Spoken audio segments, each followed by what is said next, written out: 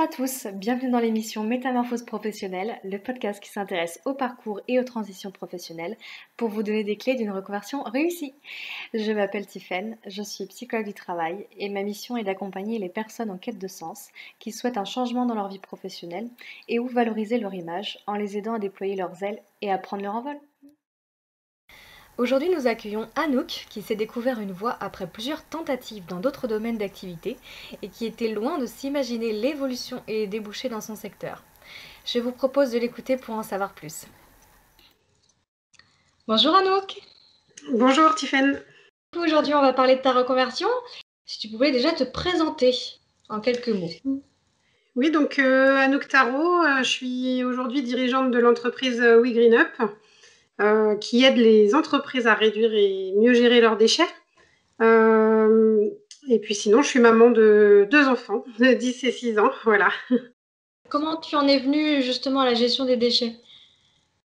Quand j'ai passé le bac, j'avais plutôt un souhait vétérinaire qui avait rien à voir, plutôt le monde du vivant. Et puis j'ai pas réussi les entrées dans les concours d'école vétérinaire, hein, c'était un niveau assez élevé.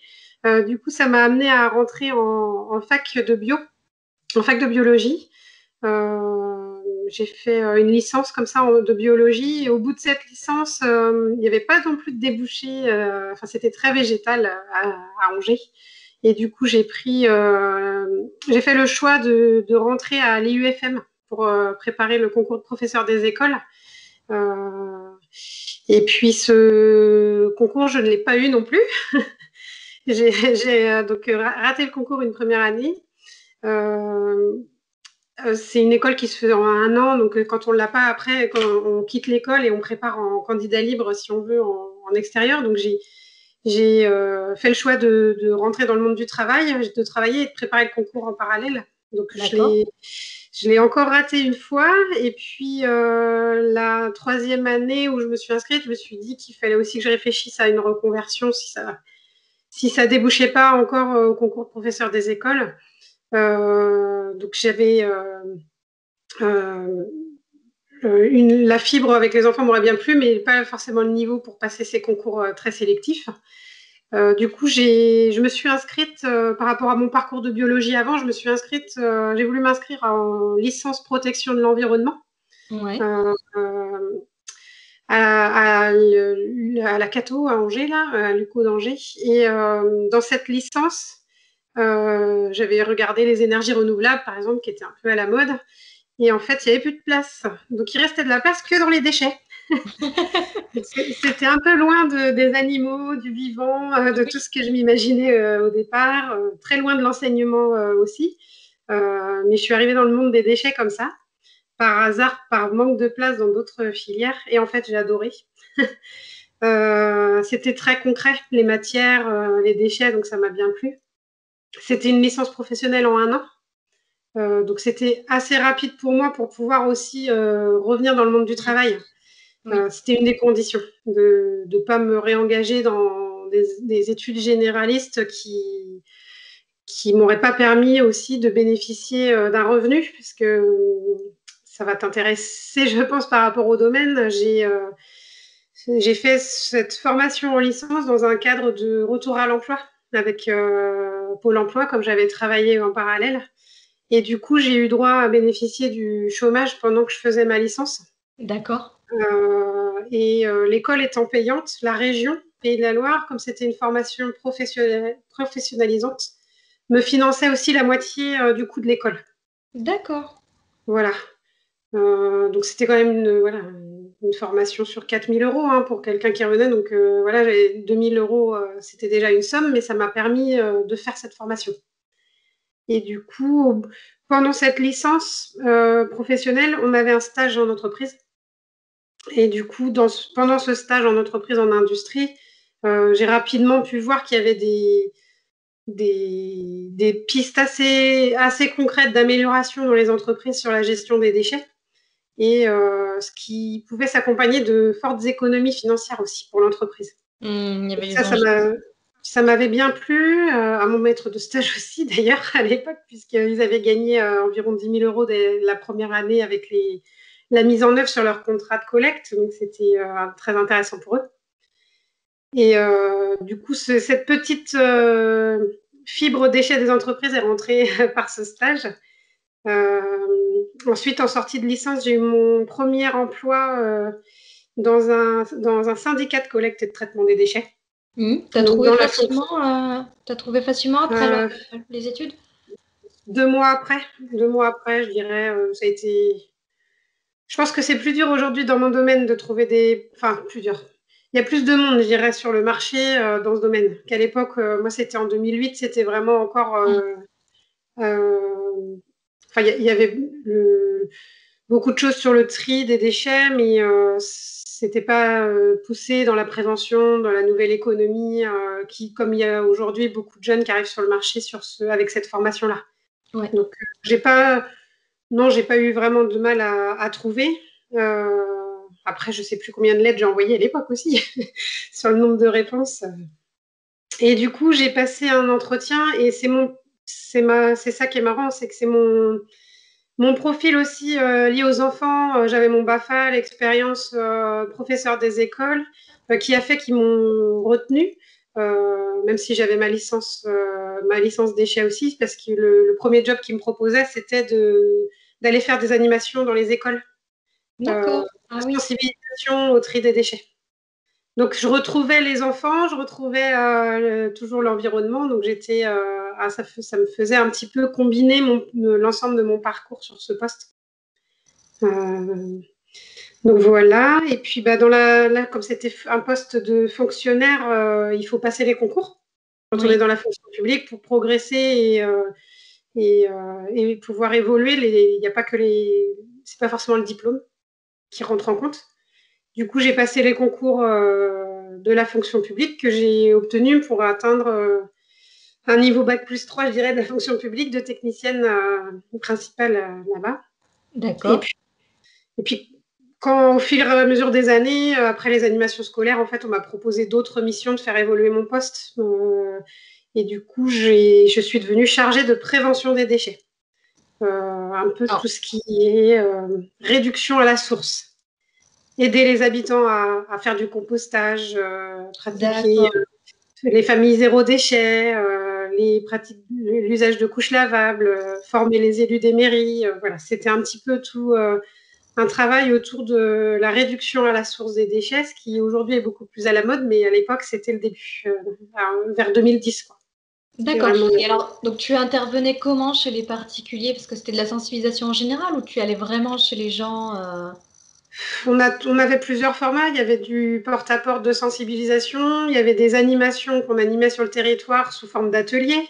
Euh, on mettait en place aussi des aides à l'acquisition de composteurs, de couches lavables, des choses qui incitent les gens en fait à réduire leurs déchets. On soutenait la mise en place de ressourceries, de repères cafés pour réparer. C'était vraiment la naissance de tous ces projets autour de la réduction des déchets. Mhm. Donc, Ah oui, donc à l'époque, tu avais vraiment bien choisi ce domaine. Est-ce que tu avais conscience de l'évolution que ça allait prendre, enfin l'ampleur que ça pas allait du prendre? tout. Pas du tout, parce qu'en plus, je travaillais dans un syndicat de collecte et de traitement des déchets, donc, dont la compétence principale, c'était de collecter les déchets et pas de les réduire. Donc, ça a toujours été l'impulsion de l'ADEME, l'Agence de l'environnement, sur les nouveaux projets innovants où ils apportaient des financements en fait aux collectivités pour innover et proposer de nouveaux projets, que mon poste a évolué. C'est, D'accord. L'ADEME propose de mettre en œuvre un programme de prévention des déchets. Si on s'engage dedans, on a une aide. Donc ça a créé mon nouveau poste en fait, comme ça. Mhm. D'accord. Donc ça, j'ai fait ça jusqu'en 2014-2015. Et puis j'avais quand même toujours en tête les entreprises, mais malgré tout, qui me trottaient dans la tête parce que le grand public, c'était beaucoup d'animation, Oui. beaucoup de sensibilisation, mais un résultat difficile à mesurer en fait. Mhm. Euh, en tonnage, je dirais, éviter de déchets, en résultats concrets. Bon, on visualisait pas vraiment la portée des animations qu'on faisait sur les usages et les pratiques des habitants. Euh, donc du coup, après, l'ADEME nous a demandé d'élargir, donc en 2015, nos programmes d'action à d'autres acteurs, dont les entreprises.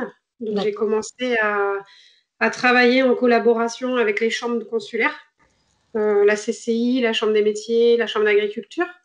Et puis, en travaillant avec ces acteurs-là, sur ces thèmes-là, ça a créé des emplois dans leurs organismes. Et du coup, la CCI m'a proposé de venir chez eux m'occuper des déchets des entreprises. Je suis arrivée par expérience, en fait, par rencontre. J'ai quitté le syndicat de déchets qui m'employait, la collectivité qui m'employait en tant que fonctionnaire pour basculer à la Chambre de commerce et d'industrie, au service développement durable, pour devenir partenaire de la collectivité qui m'avait employée au départ, on va dire. Et c'est un peu... Enfin, j'aime bien le raconter parce que c'était pas forcément... il n'y a rien dans mon parcours qui était programmé ou calculé. C'est par des opportunités. C'est important aussi de se dire qu'il faut croire qu'à un moment donné, notre investissement, les rencontres qu'on l'on fait peuvent aboutir à un poste qui nous intéresse. Donc, ils m'ont proposé de basculer chez eux pour pouvoir faire des évaluations d'optimisation des déchets dans les entreprises et animer des démarches aussi de ce qu'on appelle écologie industrielle, c'est-à-dire sur une même zone d'activité, d'essayer de trouver du lien, des échanges de matières entre entreprises. D'accord. Voilà. Et alors, qu'est-ce que tu aimes le plus dans ton métier? Bah, justement, après plusieurs années à la chambre de commerce à faire des diagnostics, il me manquait encore quelque chose qui m'a poussée à créer mon entreprise par la suite, c'était l'aspect mise en œuvre. Je dirais que dans les collectivités, dans les chambres consulaires, on impulse beaucoup de choses. C'est très enrichissant, on est au contact de beaucoup d'acteurs, mais on va s'arrêter un peu à la phase de diagnostic, je dirais, et on ne va pas aller dans la mise en œuvre dans l'entreprise de l'action qu'on avait repérée pour eux. Et du coup, j'ai fait le choix de créer mon entreprise qui peut être en collaboration toujours avec la chambre de commerce d'ailleurs, qui elle fait des diagnostics. Et du coup, moi, je vais aller plus loin en proposant mes services à l'entreprise pour mettre en œuvre pour elle les actions et les pistes d'amélioration qu'on a détectées. Donc, ce que j'aime aujourd'hui dans ce que je fais, c'est que je peux accompagner l'entreprise d'un bout à l'autre et mettre vraiment concrètement en place et pouvoir mesurer ce qu'on voulait depuis le début, un résultat, pouvoir lui faire réduire son impact environnemental et en même temps qu'elle y trouve quelque chose de positif économiquement, positif aussi au niveau de ses salariés, parce qu'on est dans l'entreprise, on mobilise toujours les équipes de l'entreprise dans la partie diagnostic accompagnement à l'optimisation des déchets pour pouvoir nous appuyer sur les ressources internes. Et puis, elle améliore aussi son image vis-à-vis de ses clients. Donc, c'est un bénéfice complet et qui est positif, en fait, aussi pour l'avenir. Donc, ce qui me plaît, c'est ça, c'est pouvoir concrétiser les actions et faire en sorte qu'en plus, ça soit dans une démarche positive et qui réponde à mes convictions. Voilà. Avoir l'impression de donner du sens à ce que je fais, quoi. Et alors, donc en fait, tu as pu, grâce à ces expériences en tant que salarié ou dans la fonction publique, tu as pu avoir pas mal de contacts et ça t'a permis après toi de développer ton activité parce que tu étais encore en contact avec ces structures, c'est ça? Bah, on travaille toujours en partenariat, quoi, en réseau avec les collectivités ou les chambres consulaires ou même les entreprises en direct. J'ai des entreprises qui me sollicitent, qui viennent pas forcément de ce réseau, mais on essaye de rester en connexion et puis on est complémentaires. Je dirais que l'offre que je propose aujourd'hui, mes partenaires vont pas jusque-là, en fait, dans la mise en œuvre. Donc, et même des entreprises qui ont déjà du personnel sur l'environnement en interne, souvent, c'est associé à d'autres missions comme la sécurité, la qualité, et du coup, elles n'ont pas forcément le regard extérieur que moi je peux apporter sur les solutions, ou elles vont manquer de temps, donc on est assez complémentaires. D'accord. Et tu as suivi des formations complémentaires justement suite à cette licence professionnelle, puisque tu dis que il y avait une partie finalement de ce que tu fais aujourd'hui que tu ne faisais pas quand tu étais en emploi. Oui, oui, bah oui, je vois bien. Il y avait, en fait, cette partie-là, non, j'ai pas eu besoin de formation parce que je savais déjà comment le faire. C'était apporter le temps nécessaire à l'entreprise pour pouvoir le faire. Mon expertise, pouvoir la mettre en application. Euh, Plutôt que de dire à l'entreprise bon voilà, vous devriez faire ça, ça, ça. Bon, moi aujourd'hui, je sais comment le faire, donc je peux le faire pour vous. Je suis allée, c'est pas, on le faisait pas avant, plus par manque de temps, je dirais, dans les Mm. structures où on était, euh, que par manque de connaissances ou d'expertise. Mon D'accord. expertise, je l'ai acquise à force justement à force d'être en contact du terrain et des déchets et à force de mettre le nez dans les poubelles des entreprises, j'arrivais à avoir une vue globale de toutes les solutions qu'on pouvait apporter. Ça, il n'y avait pas de problème. Après, on a toujours besoin de formation, hein. C'est... Je dirais qu'aujourd'hui, j'ai plus besoin de formation à la vie d'auto-entrepreneur, Ouais. à la vie d'entrepreneuriat que sur mon domaine d'expertise. Mm. Et alors Puis justement, comment j'apprends. s'est passée cette transition entre, enfin, jusqu'à l'entrepreneuriat? Bah, j'ai bénéficié d'un accompagnement du fonds GESIF.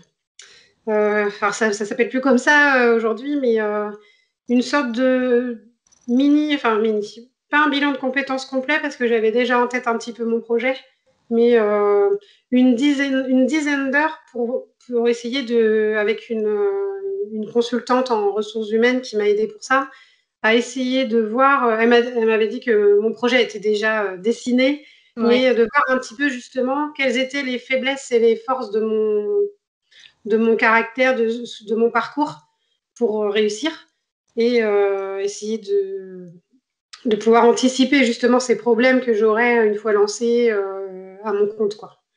Donc, je n'avais pas spécifiquement de problématique sur la technicité des déchets, ça, je l'avais acquis au fur et à mesure des années. Euh, Par contre, prendre confiance pour se vendre, ces choses comme ça, là, c'est une autre paire de manches. Parce qu'au départ, quand tu t'es lancée, tu manquais de confiance en toi? Bah, c'est pas la même chose quand on intervient gratuitement dans des entreprises ou quand on vient pour se vendre, où le regard, je dirais, de l'entreprise qui nous accueille change un peu, à se dire qu'est-ce qu'elle va nous vendre. Nous, on sait qu'on vient vraiment pour rendre service et pour apporter un plus, mais il faut pouvoir convaincre. Mm. Et, et ça, c'est plutôt, on va dire, la partie effrayante, je dirais, du poste, de réussir à convaincre que ce qu'on propose, le service qu'on propose, va être bénéfique pour l'entreprise. Mm. Et, et surtout, moi, je dirais, une fois, on m'avait dit ça, je pense le syndrome de l'imposteur, un peu qui Ouais. s'appelle, où on se dit, mais est-ce que ce qu'on apporte, ça mérite, est-ce que ça a cette valeur de Mm. savoir, ça pour moi, c'est des pistes d'amélioration, de prendre confiance dans la valeur de l'expertise qu'on apporte. Mm. Et aujourd'hui, tu dirais que tu as cette confiance-là? Non, non, c'est pas encore gagné. D'accord. C'est pas encore gagné, mais je m'améliore quand même à force d'être confrontée au poste d'entrepreneuse. Bah forcément, on est obligé de se lancer. Et puis, ce qui m'aide, c'est le réconfort, je dirais, et les encouragements des entreprises déjà accompagnées Mm. qui vont, qui vont me renvoyer la confiance après parce qu'ils sont satisfaits de ce que je leur ai apporté.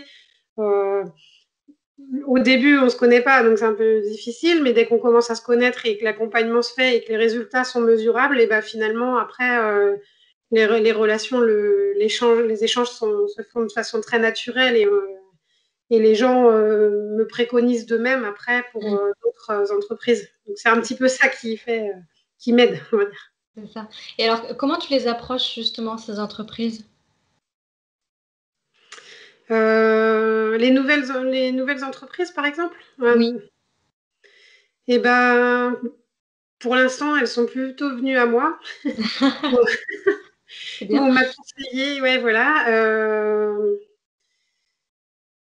Après, je demande toujours une rencontre, qu'on puisse se voir. Et moi aussi d'ailleurs, pour pouvoir mesurer si vraiment il y a un intérêt à ce que j'intervienne dans l'entreprise. Hmm. Donc, ma prise de contact, je dirais quand je rencontre quelqu'un et que dois lui expliquer ce que je fais ou que je téléphone pour expliquer ce que je fais à un futur potentiel client, parce que des fois, des gens, on me donne des contacts, mais c'est pas forcément pour autant qu'ils sont acquis, hein, du Oui. tout. En tant que client, il faut aussi, c'est, on me dit, bah tiens, appelle un tel, il a un problème sur ses déchets, peut-être que tu pourras répondre. Donc, ma première approche, c'est de proposer une rencontre Hmm. gratuite. Je me déplace dans l'entreprise. Je vois sur place si je vais pas leur vendre quelque chose s'il n'y a pas d'intérêt à ce que j'intervienne non plus. Il faut vraiment que je détecte qu'il y a un potentiel et que je peux leur apporter quelque chose. Donc finalement, derrière, c'est assez facile je dirais, à vendre parce que je suis convaincue que ce que je peux leur apporter, ça va leur servir. Et je suis en mesure de leur dire quels résultats ils peuvent attendre de mon intervention. Hmm. Donc en faisant comme ça, je finis Et- par réussir à avoir de nouveaux contrats. D'accord. Et alors pour des entreprises qui ne viennent pas forcément à toi, là, pour le coup, comment tu arrives à détecter, avant même de te déplacer en entreprise, si justement l'entreprise peut potentiellement avoir des besoins? Bah, par rapport à la typologie d'activité, souvent, alors bien que j'ai tout type de clients, de la collectivité, de l'association, de la petite, très petite PME jusqu'à l'industrie de plusieurs centaines de salariés, c'est vraiment possible pour tout, pour tous. Donc c'est ça qui est un peu, je dirais que le service sur les déchets, c'est tellement transversal que potentiellement toute entreprise pourrait en avoir besoin. Donc Hmm. pour cibler, c'est pas forcément. Il y a plusieurs critères. C'est sûr que s'il y a une entreprise où tout est mélangé, ça va être plus facile d'obtenir des résultats. Mais malgré tout, même les entreprises qui ont déjà bien avancé dans la démarche, on leur apporte une expertise. Puis l'expérience, en fait, aussi de ce qu'on a vu dans d'autres, on essaye de partager les bonnes pratiques. Essayer aussi d'aborder tout ce qui est. Souvent, les entreprises, elles nous considèrent par le prisme le tri des déchets, sauf qu'en fait, il y a aussi tout l'aspect ne faire en sorte que le déchet n'entre pas déjà à la base dans l'entreprise. Ce qui va Oui. faire qu'on réduit ou on retourne aux fournisseurs. Et ça, elles ont pas forcément conscience avant qu'on arrive. Donc, si je ne vois pas l'entreprise, rien que par rapport à sa typologie d'activité, je te dirais, je sais à peu Oui. près quel type de service je vais pouvoir lui apporter. D'accord. Mhm. Est-ce que tu as rencontré vraiment des difficultés là, dans le cadre de tes transitions professionnelles? Et si oui, lesquelles? Et ben, en difficulté, je dirais que quand j'étais dans la fonction publique, si je voulais changer, les difficultés, c'était déjà d'être fonctionnaire. Des fois, on dit que c'est facile, mais finalement, comme il y a quand je voulais changer de collectivité, il y a beaucoup d'emplois précaires dans les mairies, dans les collectivités, et du coup, d'être déjà titulaire d'un poste pouvait poser problème parce qu'il n'y avait pas forcément d'ouverture de poste de fonctionnaire dans d'autres collectivités. Donc ça a été une difficulté à laquelle j'ai été confrontée. Des moments où je voulais essayer de voir autre chose dans une autre collectivité locale, où je dirais mon statut de fonctionnaire ne me permettait pas de bouger comme je voulais. Euh, Comme tout le monde, je pense, j'ai été des fois confrontée au fait qu'on me dise que je pouvais manquer d'expérience, ne pas avoir le niveau de diplôme suffisant Oui. aussi, parce que j'ai qu'un bac plus 3 en fait au final, et c'est vrai que je me retrouve dans un domaine où la plupart des gens ont bac plus 5. D'ailleurs, les hommes, l'emploi à la chambre de commerce, je pense que si on ne s'était pas rencontrés, s'il n'y avait pas eu cette expérience et cette rencontre avant, cette confiance entre nous, je n'aurais pas pu postuler sur ce type de poste parce qu'il fallait avoir un master en général pour pouvoir rentrer dans ce type de structure. Mm. Et donc ça, c'est vrai que ça aurait pu être un frein. Mais à l'inverse, certains surdiplômés n'arrivent pas à trouver, hein. Donc, je dis pas que c'est le schéma type, hein, mais il peut y avoir des contraintes comme ça. Sinon, après, moi, dans mon domaine, mon expertise, je dirais, m'a aidé, mon expérience du terrain. Euh, on ne peut pas dire que j'ai jamais eu un niveau à exceller, hein. On voit bien mes résultats au concours à chaque fois. C'est pas forcément très brillant. Je dirais que je rentrais pas forcément dans un moule très concours. Oui. Par contre, sur le terrain, j'ai toujours réussi à faire mes preuves. Et ça, j'aimerais bien que ça soit encouragé dans les entreprises de ne pas forcément juger que sur un diplôme, et aussi pouvoir faire progresser les gens sur leur capacité à prendre en main le poste et à le faire vivre. Voilà. Ouais. Ça, Pour c'est... autant, ça t'a pas bloqué non plus, enfin de pas exceller, j'irais dans les concours. Bah, ça aurait pu si ça pouvait me faire plafonner au niveau de l'évolution de carrière quand même. Ouais. Parce que on peut pas, avec un bac plus 3 ou alors un bac, hein, selon les grades qu'on veut obtenir, on peut pas espérer, je dirais, être au maximum faire évoluer notre poste indéfiniment. Il y a toujours ce niveau de diplôme qui rentre en compte. Et d'ailleurs, là, moi, j'ai élargi mon équipe en ce moment dans l'entreprise, et j'attache beaucoup d'importance à la capacité d'évolution et d'investissement de la personne que forcément à son diplôme acquis, même Mm. si ça peut être intéressant, mais euh, la volonté d'apprendre, d'évoluer, la curiosité sont aussi d'autres critères à prendre en compte. Je pense que Mm, mm. le diplôme. Après, on peut pas toujours tester les gens avant de les employer, mais Oui. Et alors là, donc du coup, vous êtes une équipe de combien? bah, du coup, pour l'instant, j'ai une autre micro-entrepreneuse qui est lancée avec moi, D'accord. et puis une apprentie. D'accord. Et donc, ton souhait là, par la suite, ce serait quoi? Comment tu vois l'avenir de ton entreprise? Comme ça, c'est très bien. Comme ça? Ouais. Mais j'ai pas, non, ben, en plus, je t'ai dit que j'ai deux jeunes enfants encore, et je dirais que c'est plus l'envie d'avoir un peu l'esprit d'équipe qui m'a poussée à élargir. Qu'en plus, on progresse mieux à plusieurs, hein, il faut se le dire, hein. Elles ont un regard différent de moi, les filles, qui permet d'être meilleures au final. Et, mais par contre, pas du tout l'ambition d'avoir une grosse structure qui m'empêcherait aussi d'avoir ma vie familiale à côté. Mm. Voilà. Donc comme ça, c'est pas mal. Tu trouves ton équilibre. Oui. C'est important. Et alors, donc, tu disais que auparavant, donc, tu voulais t'orienter dans les énergies renouvelables. Est-ce qu'aujourd'hui, tu as le regret de pas avoir été dans cette voie ou pas? Pas du tout. Parce que, en fait, je pense que les énergies renouvelables, j'y avais juste pensé parce que c'était vraiment la mode. D'accord. Et c'était ce qui me paraissait le plus innovant à l'époque. Tout le monde en parlait comme la filière d'avenir. Donc, je me suis dit, quitte à aller dans l'environnement, autant aller dans une filière porteuse, innovante. Puis en plus, avec un gros enjeu, hein, l'énergie, il faut quand même au niveau du monde, même mondial. Et je connaissais pas du tout le monde des déchets. Je pense que c'est plus pour ça que Mm. j'ai pas été vers Oui. ça au départ. Et puis, donc, aucun regret. Les déchets, c'est vraiment un monde, bon, c'est très, très concret, qu'on peut toucher, quoi, même la matière et tout. Donc, c'est pouvoir aussi, il y a plein de choses à faire. Je travaille beaucoup aujourd'hui sur aussi de la recherche de réemploi de matière. Donc, on sort beaucoup du sujet de déchets, en fait. Plutôt redonner de la valeur au produit, pouvoir transformer cette bâche qui était jetée avant, pouvoir lui donner une seconde vie sous une autre forme, créer de l'économie derrière. Donc, c'est tellement large que ça va bien plus loin que la poubelle. Et du coup, il y a tellement de choses à faire que non, je regrette pas. Pas du tout.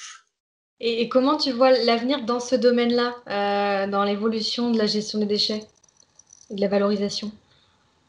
Bah, depuis moi, j'ai une vision très positive de ce qui se passe en ce moment sur l'environnement, contrairement à d'autres personnes, je pense, qui sont plutôt dans le catastrophisme.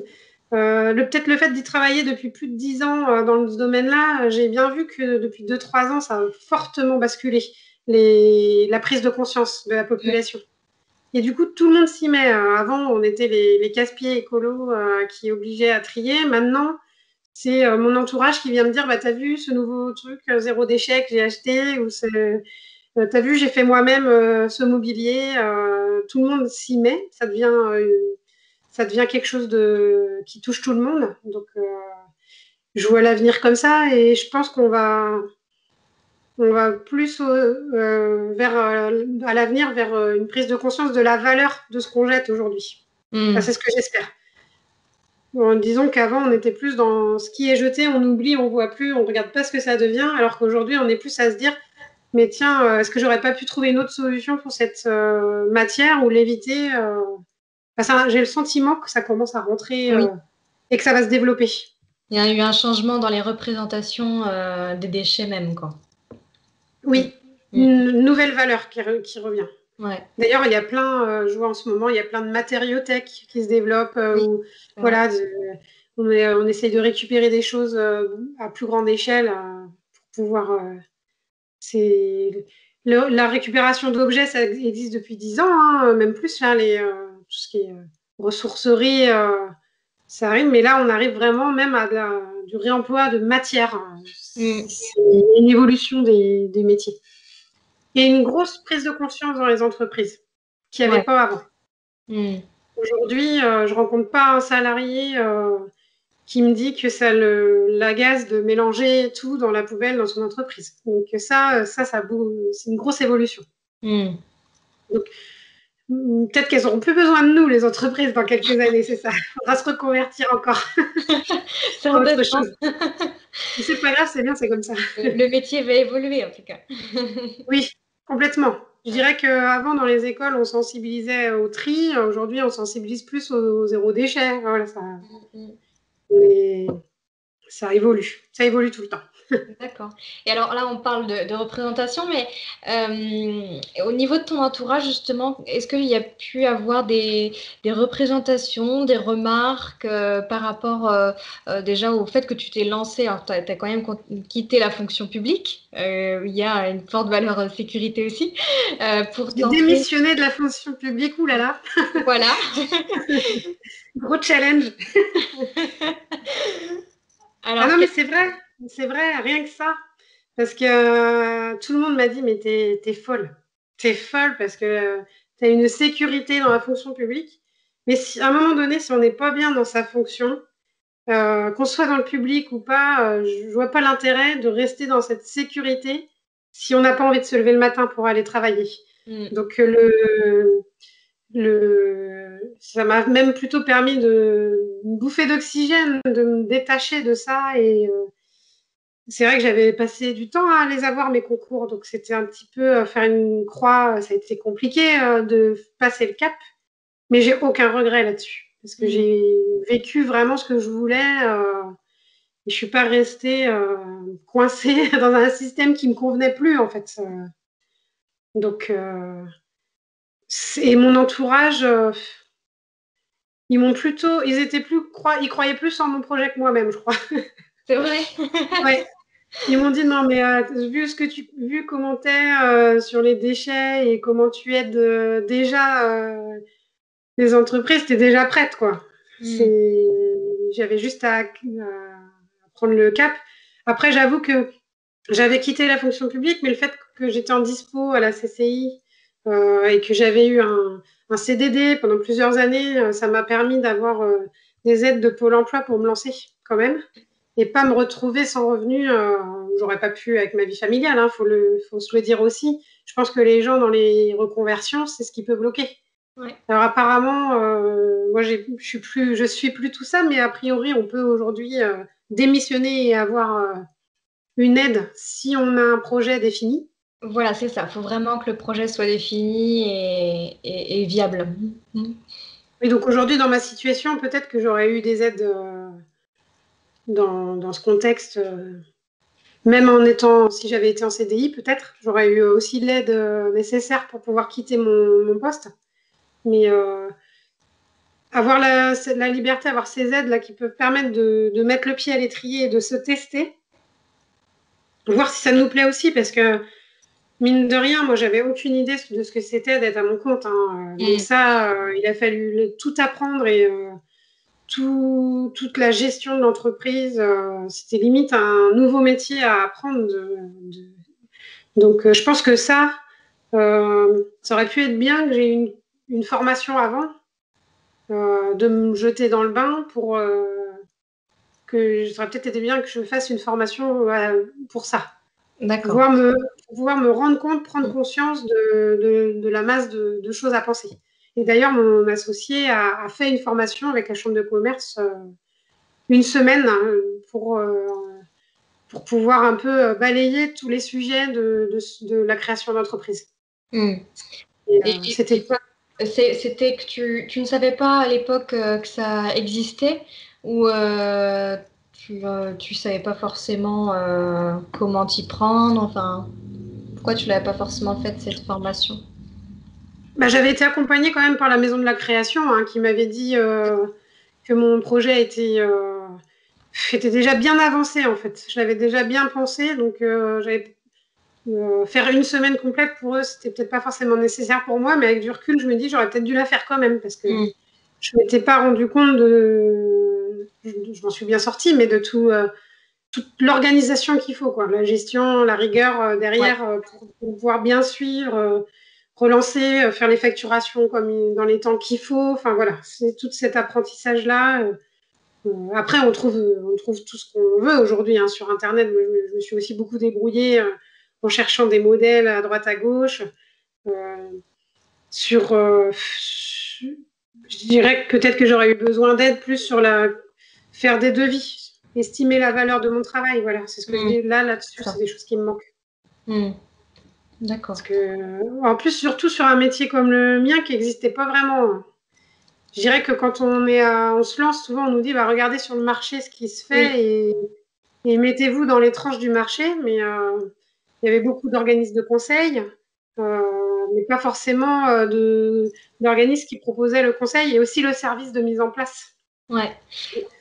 Voilà. Donc t'avais pas forcément de modèle de référence, quoi. J'avais pas de modèle de référence, hein. Mm. Quelqu'un qui veut se lancer comptable, bon, bah, c'est assez fait. Il y a plein de modèles des comptables, il y en a partout.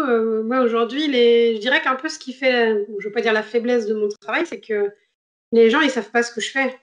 Ils savent pas, tant que je les ai pas accompagnés, ils ont pas idée de tout ce que je peux leur proposer comme service en amont dans leur entreprise sur la gestion des déchets. Mm. Et alors, donc, question, est-ce que tu as su estimer ta valeur? Non, pas encore. Je commence à assumer un peu plus parce que je vois bien aussi qu'avec les charges et tout, et le temps que j'y passe, si on peut pas travailler bénévolement, hein, c'est la vie. Mais non, je pense que ça serait, si je devais faire une formation, ça serait ça qui me servirait beaucoup aujourd'hui, c'est pouvoir estimer vraiment le coût et la valeur de ce que je propose. Mm. Mais pour moi, l'expertise que j'ai, elle est tellement logique que des fois, j'ai l'impression que je vais rien apprendre aux gens. Et eux me renvoient qu'ils n'étaient pas du tout au courant de ce que je leur apporte, mais c'est pas toujours évident d'avoir cette conscience que Ouais. finalement, on leur apporte beaucoup de données, beaucoup d'infos. Pouvoir prendre du recul, c'est concrètement qu'est-ce que j'apporte. Ouais. Et Oui. quelle valeur ça a. Mm. Et quel conseil tu pourrais donner là pour terminer à des personnes je vais scinder ma question en deux, à des personnes qui souhaitent se reconvertir vraiment au sens large, et puis après qui veulent se reconvertir dans ce domaine-là plus spécifiquement. Bah, ça va être le même conseil pour les deux situations, c'est d'oser aller rencontrer des gens, aller sur le terrain, voir, se confronter. Pour tout te dire, depuis que je suis lancée, j'ai eu je ne sais combien d'appels de personnes qui souhaitaient se reconvertir dans le domaine. D'accord. Et à chaque fois, ils me demandent mais quelles études, quel parcours tu as fait pour y arriver? Oui. Et bon, effectivement, quand on a un diplôme, ça peut ouvrir des portes. Hein. Je ne dis pas qu'il n'en faut pas, mais après, si on est aussi capable d'aller proposer quelque chose, d'aller tester dans notre entourage, d'être curieux, d'aller voir, on veut accompagner sur le gaspillage alimentaire, d'aller voir, travailler dans un restaurant, tester, voir comment ça se passe concrètement sur le terrain et pourquoi aujourd'hui ils ne le font pas. Pour moi, c'est le meilleur conseil, c'est d'aller au contact, aller rencontrer des gens qui font pour pouvoir se former et aussi se rendre compte du potentiel de notre conversion. Ouais. Tester le besoin. Moi, d'ailleurs, j'avais une idée avant de me lancer. Je voulais absolument aider les entreprises sur la partie administrative déchets. Et en fait, dans mon étude, quand j'ai été rencontrer des dirigeants, je leur ai parlé de ça, ça les faisait pas du tout rêver. il y avait vraiment une différence entre ce que moi je pensais et ce qu'eux attendaient. Et eux, ce qui les intéressait, c'était le résultat que j'allais leur apporter. Donc, ça m'a aidé à construire. Et je me suis en me confrontant à eux, ça m'a permis d'affiner, je dirais, et de bien choisir ma reconversion. Comprendre leurs besoins, qui ne sont pas toujours ceux qu'on identifie en premier. Oui, ouais, donc ça a pu permettre de réajuster ton offre.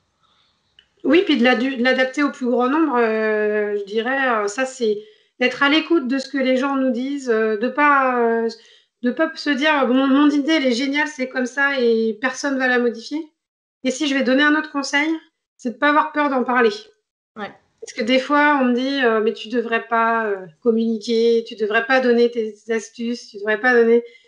Mais je trouve que moi je suis plutôt à l'inverse, d'essayer de partager. Je me dis les gens je les aide dans leur reconversion. Peut-être ils m'appellent pour créer. Peut-être qu'ils vont créer un job qui va ressembler au mien, mais c'est pas grave. Après, je préfère qu'on collabore et puis qu'on s'apporte qu'on essaye avec chacun nos expertises, de se compléter, plutôt que de se percevoir comme des concurrents. Complètement. Voilà. D'accord. Merci Anouk. Est-ce que tu as des choses à rajouter avant qu'on termine, qui seraient importantes de mentionner? Eh ben, quand on a envie de se reconvertir, il faut tenter de le faire, pas avoir de regrets. Et qu'est-ce qu'on a à perdre? Qu'est-ce qu'on a à perdre en fait? D'essayer et ne pas avoir peur de ce qu'on va retrouver derrière. Si on a la volonté, on pourra rebondir, même si ça marche pas. On retrouvera un travail, quoi. Essayer de faire un autre conseil. Ce que j'avais fait, c'était un peu d'écrire le plus et le pour et le contre de ma transition et de me dire je préfère prendre ce risque que de rester dans ma situation actuelle confortable, mais finalement avec toujours en tête mon petit rêve de reconversion. Je vous remercie grandement pour votre écoute de cette nouvelle métamorphose professionnelle et je vous invite à vous abonner pour suivre les prochains épisodes. Si vous pensez que cela peut inspirer ou apporter une aide à une personne de votre entourage, partagez-lui le lien de ce podcast. Le monde mérite de déployer ses ailes. À bientôt pour une nouvelle métamorphose.